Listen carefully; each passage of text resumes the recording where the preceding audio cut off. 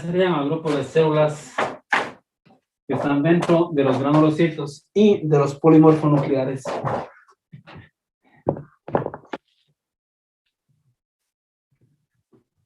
Estos neutrófilos tienen un diámetro aproximado que está entre 10 y 15 micras.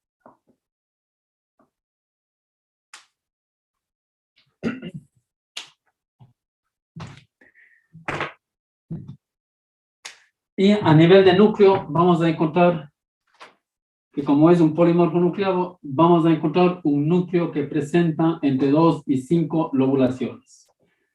Entonces, eso quiere decir que no es una célula que tiene varios núcleos, sino simplemente una célula, segmentaciones al nivel de este núcleo que le da la apariencia de ser multinucleado. Entonces, esas porciones o esos lóbulos que forman los núcleos estarían unidos entre sí por medio de filamentos ¿de qué sería? ¿Filamentos de qué?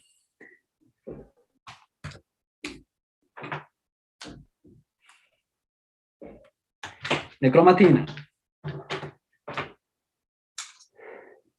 A nivel de este neutrófilo, vamos a encontrar, como pertenece a este de los granulocitos, una serie de gránulos. Entonces, encontramos 4 tipos diferentes de gránulos. El primer tipo de gránulos que hace referencia a los azurófilos. Entonces, acá vamos a tener estos granos que se consideran como gránulos primarios y que en definitiva reciben el nombre de azurófilos y que no son otra cosa más que un tipo de lisosomas. En cuanto al número, estos azurófilos están en un número muy bajo. Se dice que es un número reducido de gránulos primarios, es decir, de azurófilos, que son muy escasos a nivel de plasma sanguíneo. A nivel de estos gránulos vamos a encontrar peroxidasas. Vamos a encontrar también, además de las peroxidasas, lisosimas.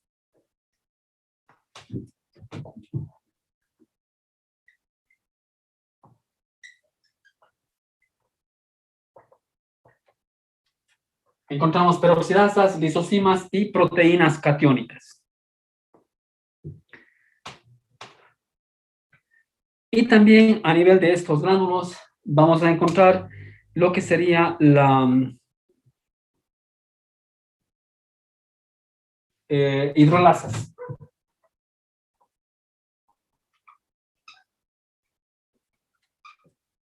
Hidrolasas ácidas.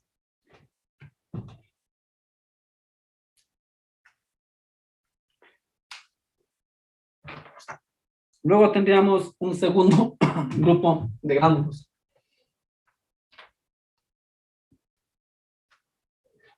Que haría referencia a los gránulos específicos, o también conocidos como gránulos secundarios.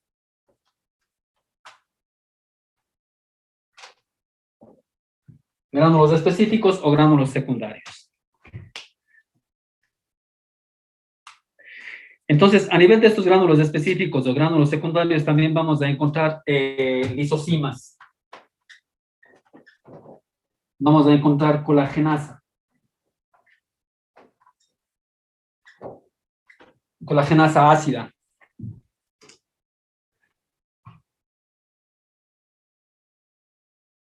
Vamos a encontrar también fosfatasa. A ver, es un neutrófilo, sería fosfatasa alcalina. Y es el gránulo secundario, sí, fosfatasa alcalina. Y también vamos a encontrar lactoferrina.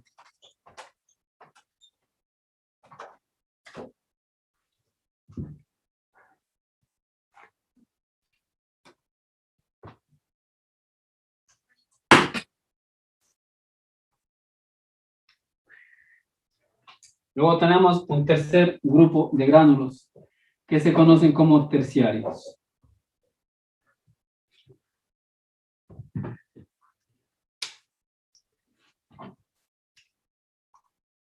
Entonces acá vamos a encontrar gelatinasa y vamos a encontrar fosfatasa ácida.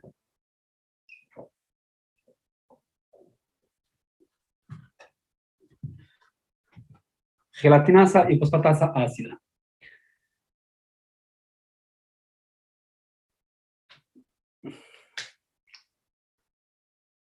Y un cuarto grupo de estos gránulos a los que se conocen como vesículas. Entonces, dentro de estas vesículas vamos a encontrar, por ejemplo, serotonina.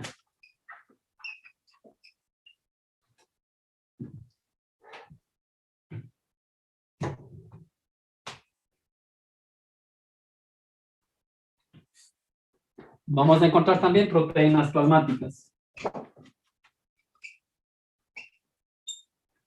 Entonces, estas proteínas plasmáticas dentro de estas vesículas se van a ir incluyendo por un proceso de endocitosis. Porque este neutrófilo estaría disuelto a nivel de plasma sanguíneo y entonces, para explicar la presencia de estas proteínas plasmáticas y de la serotonina, es un mecanismo de endocitosis que permite la incorporación de estas sustancias dentro de esas vesículas.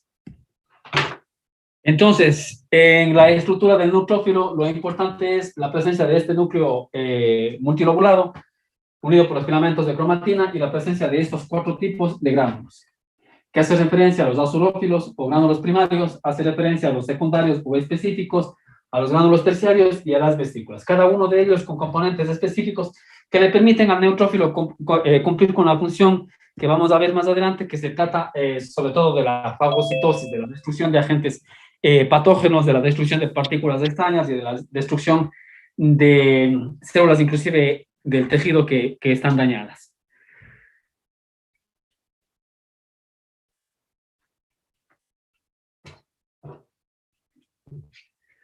Ahora, a nivel de la membrana plasmática de este neutrófilo, vamos a ver que existe la expresión de una serie de moléculas. Dentro de esas moléculas podríamos hablar de 3 tipos a nivel de esta membrana plasmática, que serían moléculas de adhesión. Encontraríamos también receptores, que son fundamentales porque estos receptores van a permitir la activación del neutrófilo cuando exista la presencia de alguna sustancia procedente desde los agentes patógenos que le permiten la activación. Y vamos a encontrar también ectoenzimas.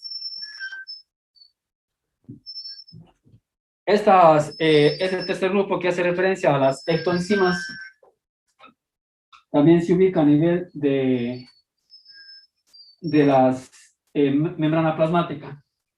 Entonces, estas enzimas darían referencia a ectopeptidasas y también a endopeptidasas.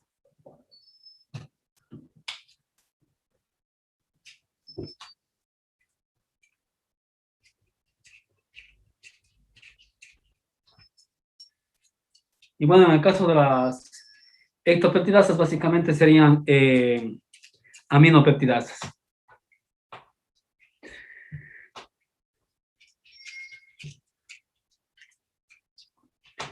Este neutrófilo, una vez que madura, sale de la médula ósea por este mecanismo que habíamos indicado a través de los poros transitorios de migración, es decir, el pasaje transendotelial, a través de esos poros transitorios de migración. Entonces pasa de la médula ósea hacia el sistema circulatorio, circula durante 7 horas y luego después van hacia los tejidos. Y a nivel de los tejidos, entonces permanecen aproximadamente 2 a 3 días y luego después empiezan a desaparecer. Y eso va a depender de la especie, va a depender del estado fisiológico del animal, va a depender de la capacidad que tengan estos neutrófilos para poder sobrevivir dentro del sistema circulatorio. Pero, en definitiva, todo el tiempo estos neutrófilos están trabajando, están actuando contra agentes patógenos, y entonces la destrucción del agente patógeno también determina la destrucción del neutrófilo. ¿Cuál va a ser la función de estos neutrófilos?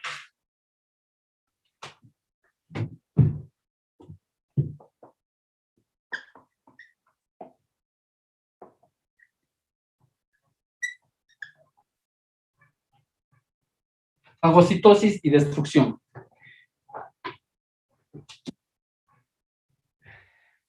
Pero en el caso de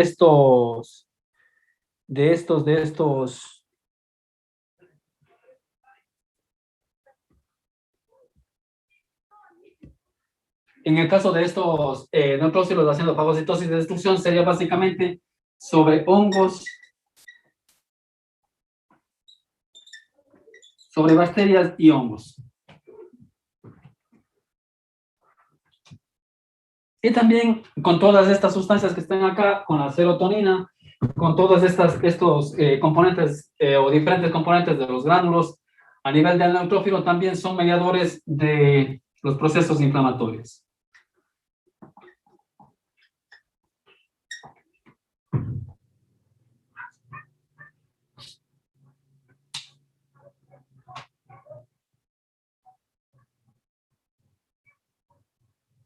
Entonces, este neutrófilo, para cumplir con esta función de fagocitosis y de destrucción, debe moverse.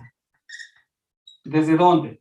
Desde el plasma sanguíneo hacia un tejido en el cual existe algún tipo de infección bacteriana o fúngica.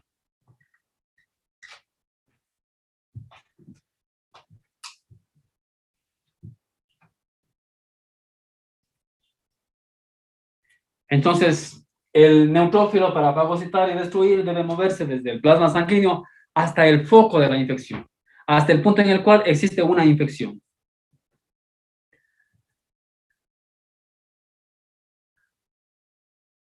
Entonces, eso provoca la fagocitosis y luego después la degranulación de los gránulos de estos del neutrófilo y con eso la destrucción del agente patógeno.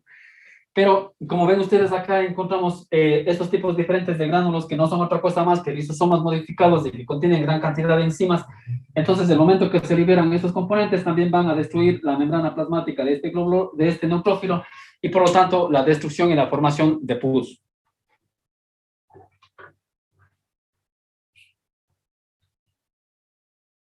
Entonces, la acción que tiene este neutrófilo provocando la movilización se va a dar por fases.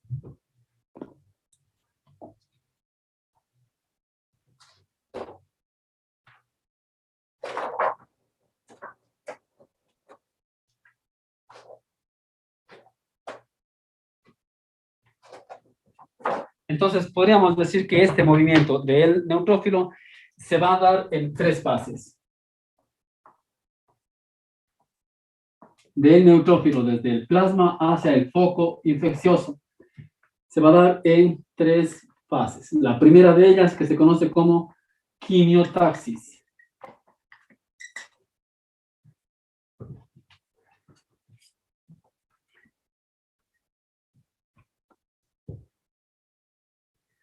Entonces, acá se va a dar un movimiento que es dirigido y controlado por agentes quimiotácticos.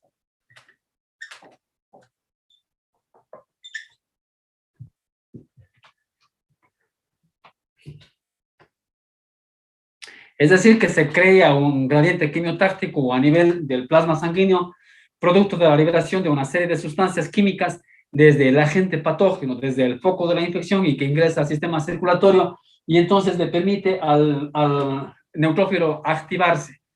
¿Por qué? Porque tiene receptores a nivel de la membrana plasmática para poder captar esas sustancias quimiotácticas y darse cuenta de que existe un foco infeccioso.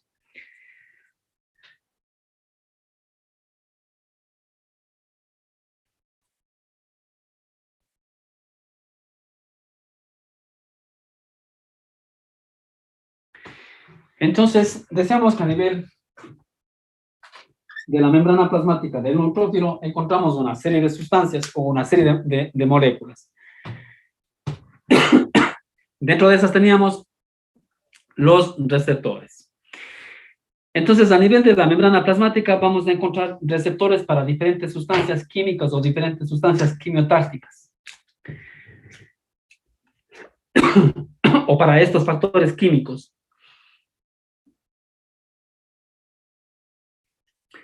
Entonces, en primer lugar, vamos a encontrar receptores para factores de complemento.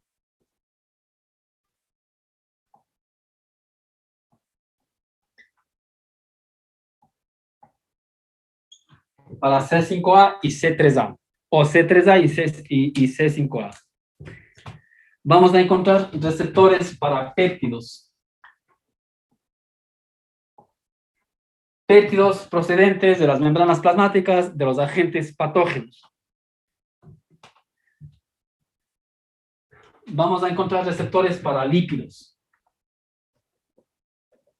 Y de igual forma son lípidos derivados de las bacterias. Vamos a encontrar receptores para factor plaquetario.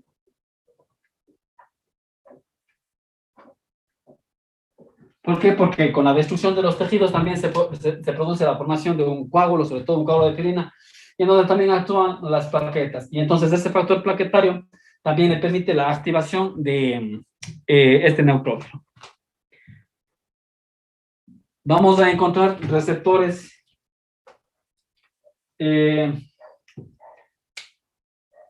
para metabolitos del ácido araquidónico.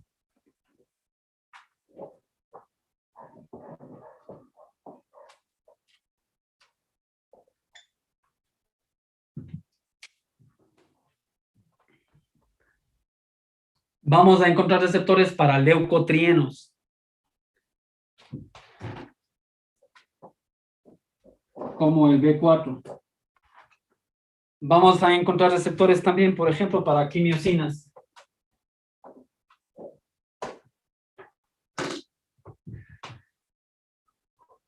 O bueno, también que se conocen como quimioquinas. Entonces, dentro de esta podemos encontrar, por ejemplo, la interleucina 8.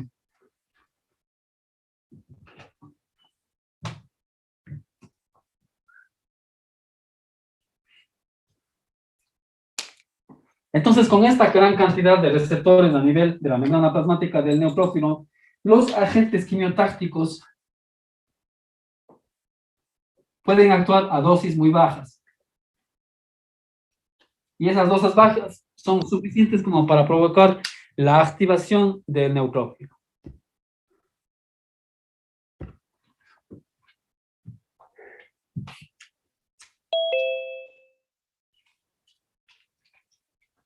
Entonces, estos factores quimiotácticos tienen un efecto biológico. Entonces, ¿cuál va a ser el efecto biológico de estos agentes quimiotácticos?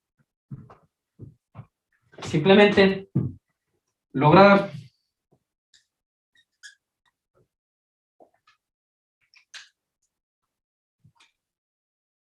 que primero el neutrófilo se active y luego después vaya a ser poco infeccioso. Entonces, lograr la migración dirigida del neutrófilo.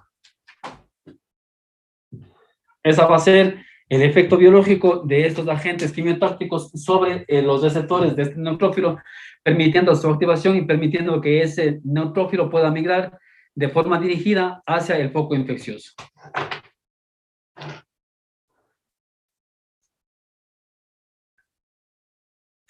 Está claro. Entonces, la primera parte o la primera fase de referencia a este factor quimiotáctico que logra el movimiento dirigido gracias a un gradiente químico, un gradiente quimiotáctico. Entonces, para que estas sustancias quimiotácticas puedan lograr la activación del neutrófilo, se necesita de una serie de moléculas que harían como receptores para todos estos agentes químicos y entonces permitirían la activación del neutrófilo. Receptores que tienen que ver con los factores de complemento, con los péptidos derivados de estas bacterias, con esto de las quimioquinas, con los metabolitos del ácido araquidónico, factores plaquetarios, y también con los lípidos derivados de la membrana plasmática de las bacterias. Y entonces, una vez que se dé esa activación quimiotáctica, vendrá la siguiente fase, que sería la de adhesión. Entonces, la segunda fase dentro de esta activación de los neutrófilos va a ser la de adhesión.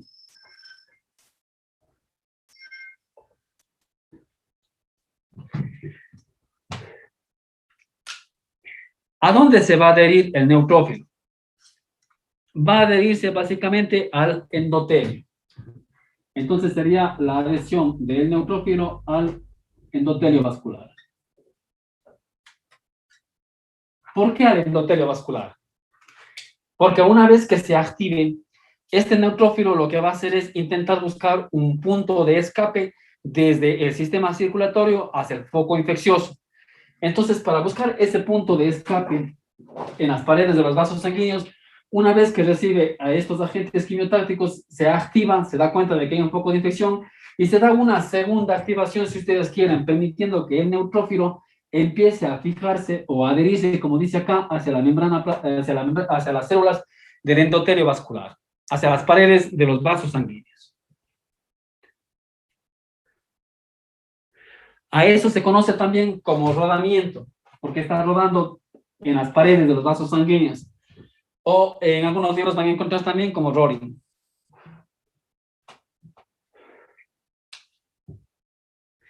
Entonces, aparte de recibir esa activación, producto de las sustancias estas químicas o quimiotácticas derivadas de los agentes patógenos, se puede decir que recibe una segunda activación.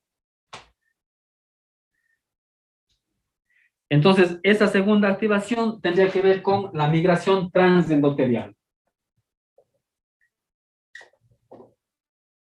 Porque esa va a ser la finalidad de esta adhesión del neutrófilo hacia el endotelio vascular.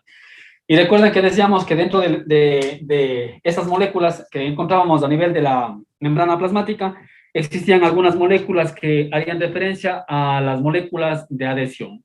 Entonces, dentro de esas moléculas podríamos hablar, en el caso de los neutrófilos, por ejemplo, de las inmunoglobulinas, de las selectinas y las integrinas, que no solamente están en el neutrófilo, sino también en las células del endotelio vascular.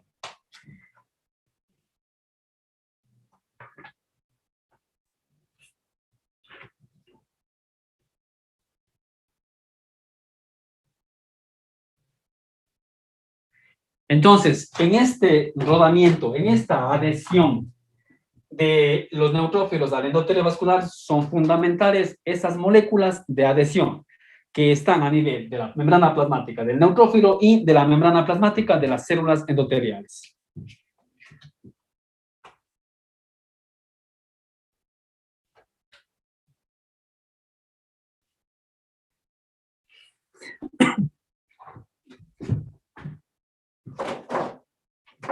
Y luego después tendríamos la tercera fase que hace referencia a la fagocitosis.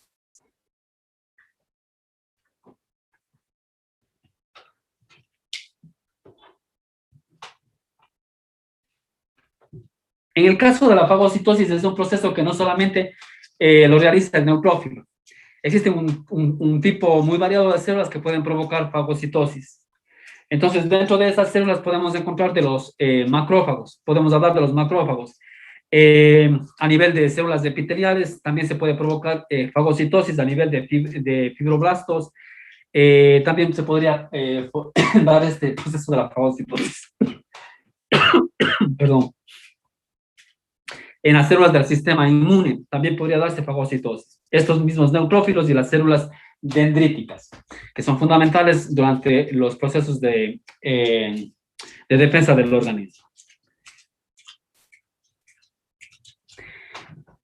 En el caso de la fagocitosis, el primer paso y muy importante dentro de la fagocitosis es el reconocimiento por parte del neutrófilo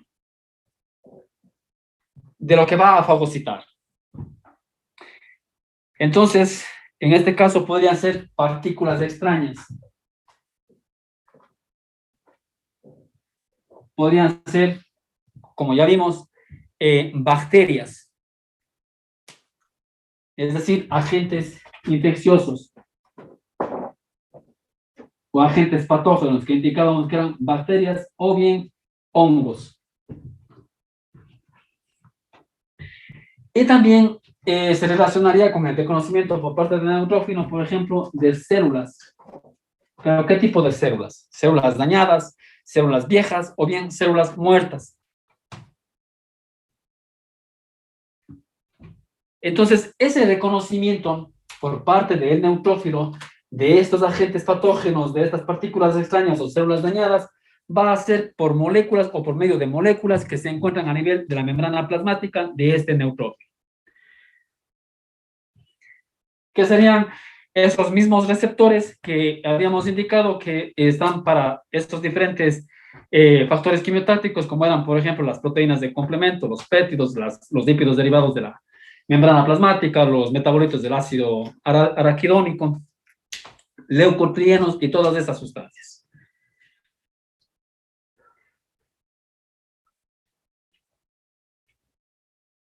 Entonces, esta fagocitosis es fundamental en la inmunidad, tanto innata como adquirida. Porque permiten que estas células de alguna forma luchen o combatan contra los agentes patógenos.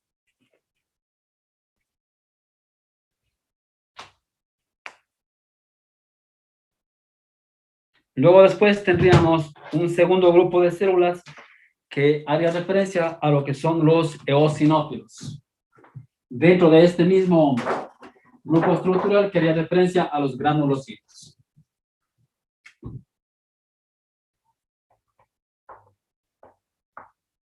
Eosinófilos.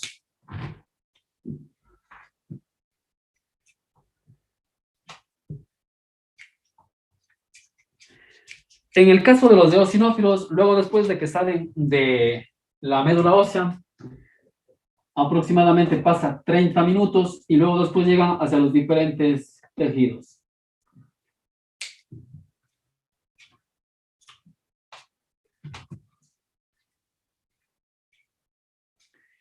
De igual forma, miden aproximadamente entre unas 10 a 12 y hasta 15 micras.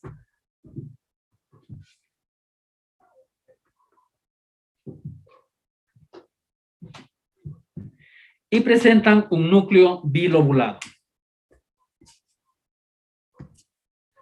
Es decir, un núcleo que presenta dos segmentaciones o dos lóbulos. De igual forma, unidos por filamentos de cromatina. En realidad es un único núcleo presentando dos lobulaciones y eso da la apariencia de que es un núcleo o binucleado o que tiene dos núcleos. En el caso de los eosinófilos, básicamente encontramos dos tipos de gránulos. Por un lado tendríamos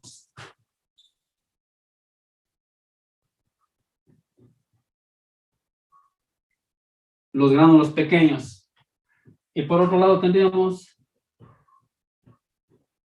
los gránulos específicos de los eosinófilos.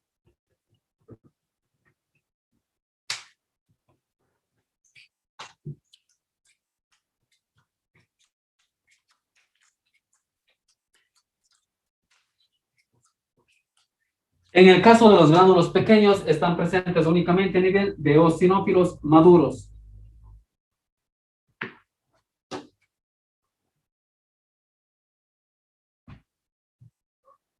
Y el principal contenido de estos gránulos va a ser aril sulfatasa.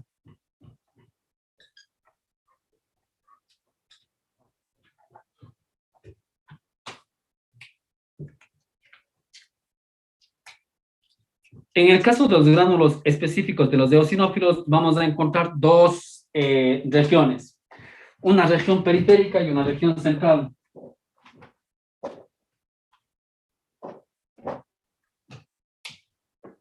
Entonces, a nivel de la región periférica vamos a encontrar proteína básica mayor y también citoquinas. Entonces, aquí tenemos proteína básica mayor y citoquinas.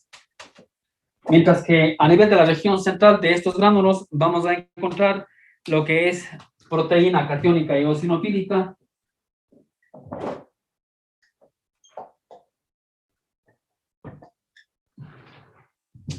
Vamos a encontrar también peroxidasa eosinofílica.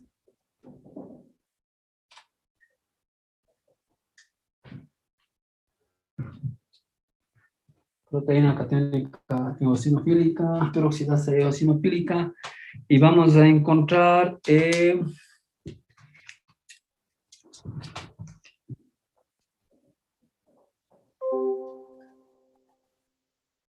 neurotoxina derivada de los eosinófilos.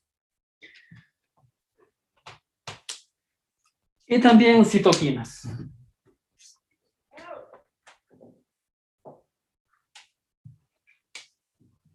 Entonces, a nivel de eosinófilos, dos lobulaciones en el núcleo, dos tipos de gránulos. Los gránulos pequeños presentes únicamente en eosinófilos maduros que contienen aril sulfatasa. Y en el caso de los gránulos específicos de los eosinófilos, encontramos dos componentes o dos regiones. Una periférica en la que encontramos proteína básica mayor y citoquinas, y una central en la que encontramos proteína catiónica eosinofílica, la peroxidasa eosinofílica, la neurotoxina derivada de los eosinófilos y esas citoquinas.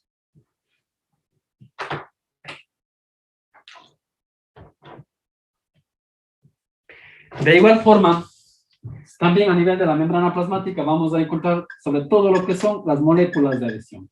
Y entonces acá tenemos las inmunoglobulinas, tenemos las selectinas y tenemos las integrinas. Como un grupo o una familia de proteínas que permiten la adhesión hacia el endotelio vascular.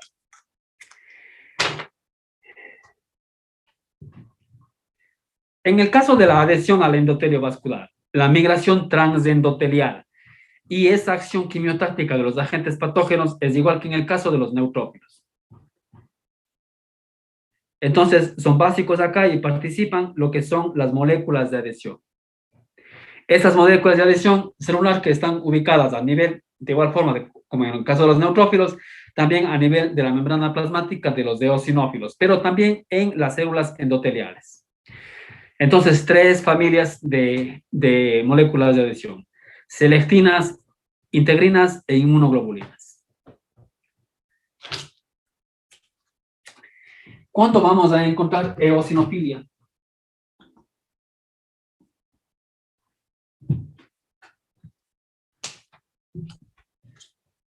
Vamos a encontrar eosinofilia cuando existen infestaciones por parásitos, que ya es diferente a la de los neutrófilos. Entonces encontrábamos neutrofilia cuando existían bacterias y cuando existían hongos, infecciones por bacterias e infecciones por hongos. Acá hablamos de una eosinofilia en infestaciones bacterianas y también en procesos alérgicos. En esos casos vamos a encontrar eosinofilia. Y de alguna forma también el organismo reacciona incrementando la cantidad de eosinófilos, es decir, provocando eosinofilia cuando existen, por ejemplo, algún tipo de neoplasias. Cuando existe la presencia de fármacos a nivel del organismo, entonces pueden reaccionar con esta reacción alérgica al fármaco. O bien en enfermedades mieloproliferativas, es decir, enfermedades de tipo degenerativo a nivel de médula espinal. En esos casos vamos a encontrar eosinofilia.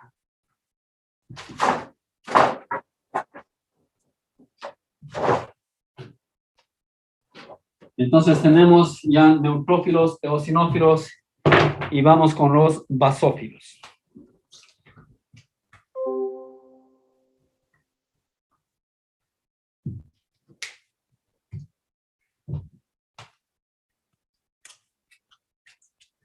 Más o menos se representa el 1% del total de células blancas por estos basófilos. Miden aproximadamente 10 micras de diámetro. De igual forma tienen un núcleo bilobulado. Es decir, que tienen esas dos lobulaciones unidas por medio de filamentos de cromatito.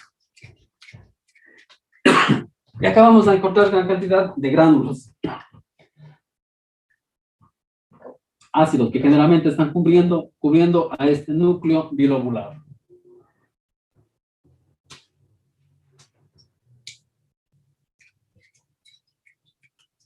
Estos basófilos se corresponden con las células cebadas.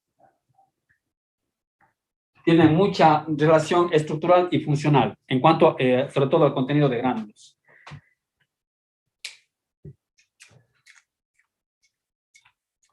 Entonces, mucha relación con esas células cebadas de estos basófilos. Células cebadas son también conocidas como mastocitos.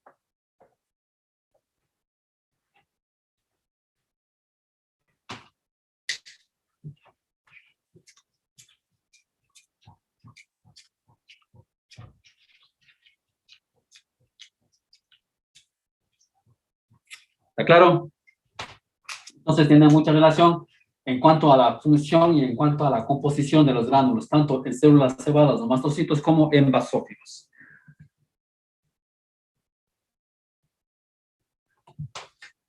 Entonces, en cuanto a la composición y la función de los gránulos, son similares. Entonces vamos a ver que dependiendo del tipo de célula, más o menos los gránulos tienen la misma composición. Y claro, existen gránulos que son propios de los mastocitos y existen gránulos que son propios de la célula de los eosinófilos. Y existen gránulos que están presentes en los dos tipos de células. Y entonces, haciendo referencia a esos gránulos, vamos a ver que el contenido de esos gránulos también está relacionado con esto. A nivel de las dos células, es decir, a nivel de basófilos y a nivel de estos mastocitos, vamos a encontrar que los dos contienen, por ejemplo, histamina.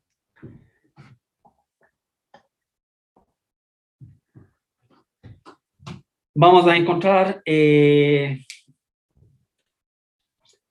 factor activador plaquetario. Vamos a encontrar condroitin sulfato.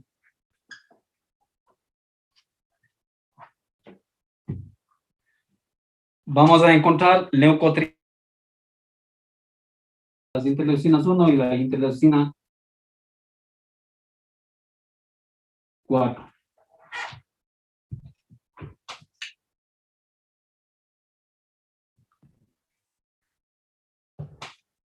Entonces, únicamente vamos a encontrar estos componentes a nivel de las dos células.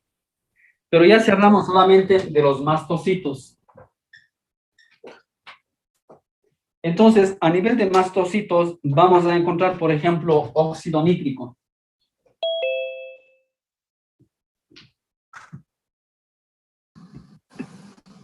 Vamos a encontrar entonces ese óxido nítrico. Vamos a encontrar prostaglandinas, como la D2 y la I2. Vamos a encontrar también tromboxano A2. Vamos a encontrar triptosa y carboxipeptidasa.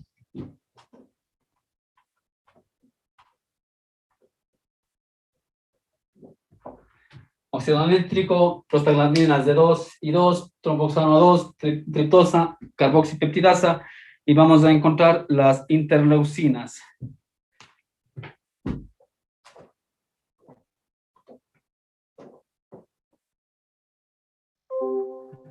5, 6, 8 y 10.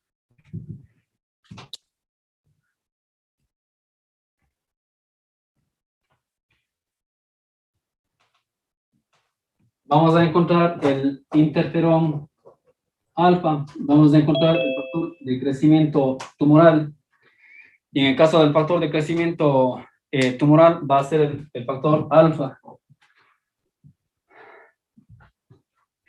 perdón, beta, el interferón es alfa. Y luego después vamos a encontrar, a ver, está el interferón, está el factor de crecimiento tumoral, interferón alfa. Me faltaría el factor de necrosis tumoral. Entonces, ese factor de necrosis tumoral es gamma.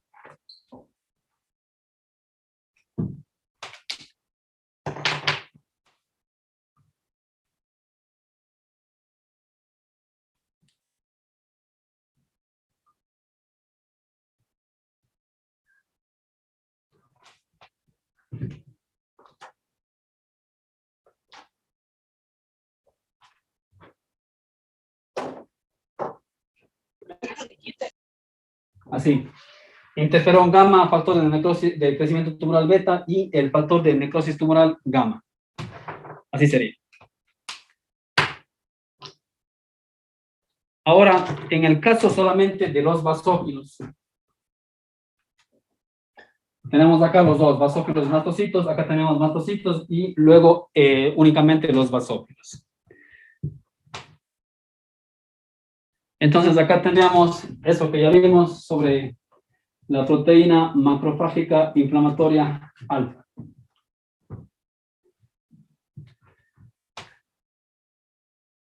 Bueno, que es un mediador de los procesos inflamatorios. Entonces eso va a estar únicamente a nivel de los basófilos. Y claro, mediador en el caso de los procesos alérgicos. No, perdón, inflamatorios.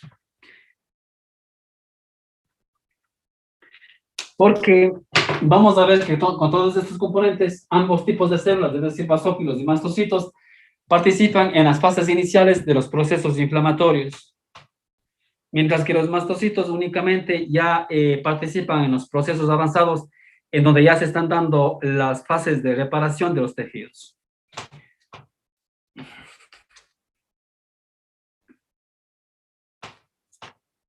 ¿Hasta qué hora es? ¿Hasta qué hora tenemos clases? 3:30. Hasta las 3:30. Entonces ya no tenemos tiempo. Nos faltaría ver monocitos de la serie granulocítica. Y luego después haríamos, solamente nombraríamos en el caso de los linfocitos, porque eso ustedes van a ver en inmunología. Y por último terminaríamos con plaquetas y el sistema de coagulación, que es lo que nos faltaría para terminar tejido sangre. Creo que mañana terminamos con eso.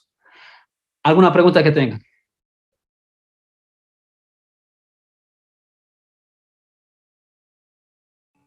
Doctor, buenas tardes. Yo tengo una pregunta con respecto al trabajo que mandó. En Ya. cuanto a las vías metabólicas de los glóbulos rojos, usted designó 5 temas y dijo que solamente podríamos ser 5 integrantes por grupo, pero en clases estábamos como 32. Entonces, ¿no podrían ser 6 integrantes por grupo? ¿Cuántos grupos les dije? 5 temas mandó. Entonces deberían ser 5 grupos de 6. Creo Ya, que uno va a servir de 7. ya. Muchísimas gracias, doctor. Listo. Muchísimas gracias. Que pasen bien.